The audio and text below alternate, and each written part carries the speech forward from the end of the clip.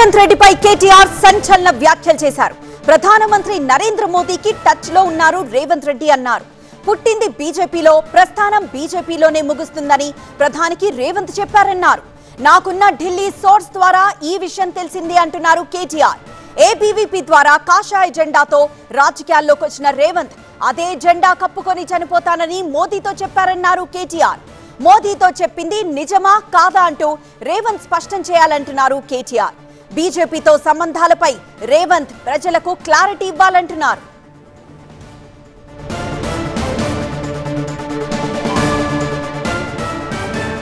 ప్రధానమంత్రి నరేంద్ర మోదీకి టచ్ లో రేవంత్ రెడ్డి ఉన్నారని, పుట్టింది బీజేపీలో, ప్రస్థానం బీజేపీలోనే ముగుస్తుందని ప్రధానికి రేవంత్ చెప్పారని, తనకున్న ఢిల్లీ సోర్స్ ద్వారా ఈ విషయం తెలిసింది అంటున్నారు కేటీఆర్.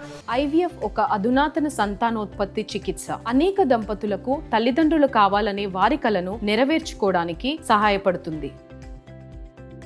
ఏబీవీపీ ద్వారా కాషాయ జెండాతో రాజకీయాల్లోకి వచ్చిన రేవంత్ అదే జెండా కప్పుకొని చనిపోతానని మోదీతో చెప్పారంటున్నారు కేటీఆర్.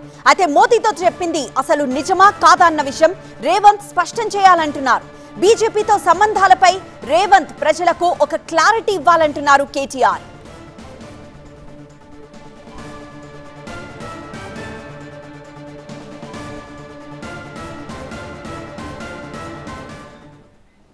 మరింత సమాచారం మా ప్రతినిధి రాకేష్ లైవ్ ద్వారా అందిస్తారు. రాకేష్, ఆల్రెడీ రేవంత్ ఢిల్లీ వెళ్లారు, మోదీని కూడా కలిసే ఛాన్స్ ఉందని చెప్తున్న నేపథ్యంలో ఈ రోజు కేటీఆర్ చేసిన వ్యాఖ్యల్ని ఎలా చూడాలంటారు? ఢిల్లీలో నాకు ఉన్నటువంటి సోర్స్ చెప్తుందంటూ కేటీఆర్ చెప్పారు. ఒక సెన్సేషనల్ కామెంట్స్ అయితే చేశారు. ఢిల్లీకి వెళ్ళినప్పుడు, మోడీని కలిసినప్పుడు ఏకాంతంగా ఉన్న సమయంలో ఆయన చెప్పినటువంటి మాటలుగా కేటీఆర్ చెప్తున్నారు. నాకున్నటువంటి సోర్స్ ద్వారా ఆ విషయం తెలిసింది. నేను బీజేపీలోనే రాజకీయ ప్రస్థానం ప్రారంభించాను. ఏబీవీపీ స్టూడెంట్ యూనియన్ లీడర్గా పనిచేశాను, ఆర్ఎస్ఎస్లో పనిచేశాను. ఇప్పుడు కాంగ్రెస్ పార్టీలో కొనసాగుతున్నప్పటికీ రాజకీయ ప్రస్థానం ముగిసేది మాత్రం బీజేపీలోనే. చనిపోయేటప్పుడు కప్పుకునే జెండా కూడా బీజేపీది కాషాయం జెండా అయి ఉండాలంటూ ఆయన తన అభిమతాన్ని బీజేపీ అధినేత అయినటువంటి మోడీ దగ్గర చెప్పారంటూ కేటీఆర్ చేసినటువంటి సెన్సేషనల్ కామెంట్. దీనికి సోర్స్ ఏంటి అని అడిగినప్పుడు ఢిల్లీలో చాలామంది సోర్స్ ఉంటారు. ఇంతకుముందు ప్రభుత్వంలో పనిచేసినప్పుడు చాలామంది పరిచయం ఉన్నటువంటి వ్యక్తులు ఉంటారు. పీఎంఓ ఆఫీస్లో కూడా మాకు కొన్ని కాంటాక్ట్స్ ఉంటాయి కాబట్టి ఆ సోర్స్ ద్వారా తెలిసిందంటూ కేటీఆర్ చెప్పారు. మొన్ననే రేవంత్ రెడ్డి చెప్పిన విషయానికి ఇది కౌంటర్గా కూడా చూడొచ్చు. ఎందుకంటే రేవంత్ రెడ్డి ఢిల్లీలో రిపోర్టర్లతో చిట్ చాట్ చేసినప్పుడు బీజేపీలోకి బీఆర్ఎస్ వెళ్తుంది, మెర్జ్ అవుతుంది, విలీనం అవుతుంది. అందులో భాగంగానే గవర్నర్గా కేసీఆర్ వెళ్ళిపోతున్నారు. దాంతోపాటుగా కేంద్ర మంత్రిగా కేటీఆర్ ఉంటారు, రాజ్యసభ సభ్యురాలుగా కవిత ఉంటారు, ఇక అసెంబ్లీలో ప్రతిపక్ష నేతగా ఇటు హరీష్ రావు ఉంటారంటూ ఢిల్లీలో రేవంత్ రెడ్డి చెప్పారు. దానికి కౌంటర్గానే ఈరోజు చెప్పినట్లుగా కూడా భావించవచ్చు. సో సోర్స్ ఏంటని అడిగినప్పుడు మాత్రం చాలా క్లియర్గా సోర్స్ మాకుంటుంది. కానీ ఈ విషయం పైన రాష్ట్ర ప్రజలకు రేవంత్ రెడ్డి అయితే క్లారిటీ ఇవ్వాల్సినటువంటి అవసరం ఉంటుంది. ఎందుకంటే ఇప్పుడు కాంగ్రెస్ అధ్యక్షులుగా ఉన్నారు, కాంగ్రెస్ నుంచి ముఖ్యమంత్రిగా ఎన్నికయ్యారు, బీజేపీలో చేరతారంటూ ఆయన అభిమతం వ్యక్తం చేయడం వెనుక కారణం ఏంటి? నిజంగానే చెప్పారా? చెప్తే ఎందుకు చెప్పాల్సి వచ్చింది? మోడీని కలిసినప్పుడు ఈ విషయం మాట్లాడింది నిజమా కాదా? ఈ విషయంలో స్పష్టత ఇవ్వాలంటూ ఆయన డిమాండ్ కూడా చేశారు. రేవంత్ రెడ్డి రాష్ట్ర ప్రజలకు దీనిపైన క్లారిటీ ఇవ్వాలంటూ కూడా చెప్పారు. మరి ఇటు రేవంత్ రెడ్డి తరఫు నుండి ఏమన్నా ఈ విషయంపై ఒక క్లారిటీ వచ్చే అవకాశం కనిపిస్తోందా? ఎందుకంటే ఈ కామెంట్స్, కేటీఆర్ చేసిన కామెంట్స్ చిన్న కామెంట్స్ కాదు, ఎందుకంటే టోటల్ పొలిటికల్ సెనారియోని మార్చేసే కామెంట్స్గా దీన్ని చూడొచ్చు అంటారా?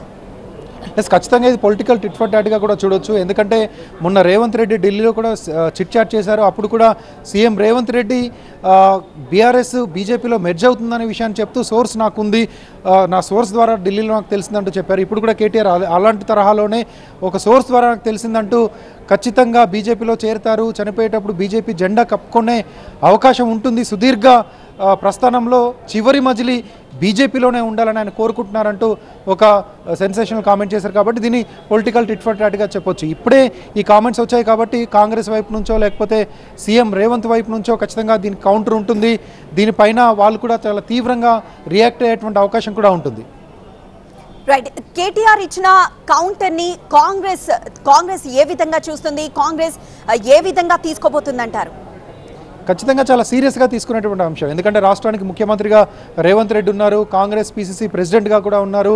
కాంగ్రెస్లో కొనసాగుతున్నటువంటి ఒక ముఖ్యమంత్రి పదవిలో ఉన్నటువంటి వ్యక్తి ప్రధానమంత్రి దగ్గరికి వెళ్ళి నేను బీజేపీలో చివరి మజిలీ బీజేపీలో ఉండబోతుంది, నేను బీజేపీలోనే నా నాయకత్వాన్ని ప్రారంభించాను, రాజకీయాన్ని ప్రారంభించాను, స్టూడెంట్ లీడర్గా ఏబీపీలో ఉన్నాను లాంటి విషయాలు ప్రధానమంత్రికి చెప్తే ఆ ప్రధానమంత్రి ముఖ్యమంత్రి జరిగినటువంటి ఏకాంత సమావేశమో లేకపోతే ఏకాంత భేటీయో ఆ ఇద్దరి మధ్యలో జరిగినటువంటి సంభాషణ ఎలా బయటకు వచ్చింది, బయటికి తీసుకొచ్చినటువంటి వ్యక్తులు ఎవరు, లేకపోతే నిజంగా జరిగిందా, కావాలనే ఒక రాయిని కాంగ్రెస్ వైపు రేవంత్ రెడ్డి వైపు వేస్తున్నారు. రేవంత్ రెడ్డి చేసినటువంటి మొన్న చిట్చాట్లు చేసినటువంటి విషయానికి ఇది కౌంటర్గా కేటీఆర్ ప్రయోగిస్తున్నటువంటి అస్త్రమా, వీటన్నిటిపైన డిస్కషన్ జరుగుతుంది పొలిటికల్ సర్కిల్లో. ఇక కాంగ్రెస్ కూడా చాలా సీరియస్గా తీసుకునేటువంటి అవకాశం ఉంటుంది, రేవంత్ రెడ్డి కూడా చాలా సీరియస్గా దీన్ని తీసుకునేటువంటి అవకాశం ఉంటుంది.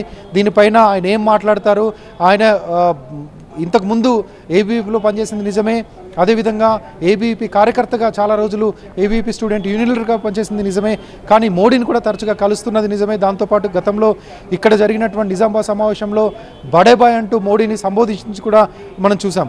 ఇవన్నీ కేంద్ర ప్రభుత్వం రాష్ట్ర ప్రభుత్వానికి ఉండేటువంటి ఫెడరల్ వ్యవస్థలో మంచి సంబంధాల్లో భాగంగా పిలుచుకున్నాయే తప్ప ఎలాంటి వ్యక్తిగతమైనటువంటి ఇష్టాలో లేకపోతే వ్యక్తిగతమైనటువంటి అభిమతాలు లేవు అంటూ గతంలో ముఖ్యమంత్రి కూడా చాలా క్లియర్గా దీనిపైన చెప్పారు. కానీ ఇప్పుడు ఈ ఆరోపణపై ఇప్పుడు కేటీఆర్ చేసినటువంటి ఈ కామెంట్పై ఏం చెప్తారనేది చాలా ఇంట్రెస్టింగ్గా కనిపిస్తుంది. కానీ కాంగ్రెస్ పార్టీనో రేవంత్ రెడ్డి మాత్రం దీన్ని చాలా సీరియస్గా మాత్రం ఖచ్చితంగా తీసుకోబోతున్నారు. ఎస్ రాకేష్.